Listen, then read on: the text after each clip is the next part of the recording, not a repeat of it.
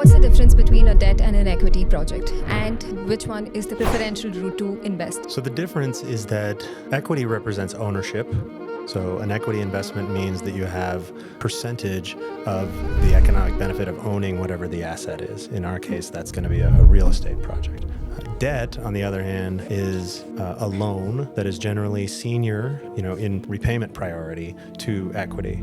So meaning when we make a loan to a developer, they're responsible for repaying that loan to us before they can distribute any of the cash that the project generates to themselves. So we get paid first, meaning we're taking less risk, therefore the return on a debt investment is generally going to be lower than the return on an equity investment because it's inherently a lower risk. In terms of what's best for an investor, that really depends on their needs, their risk profile, what they want.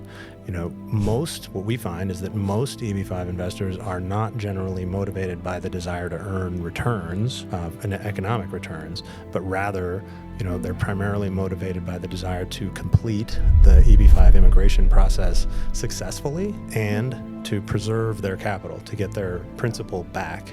And then on top of that, in a sort of third position is the desire to earn a return on their investment.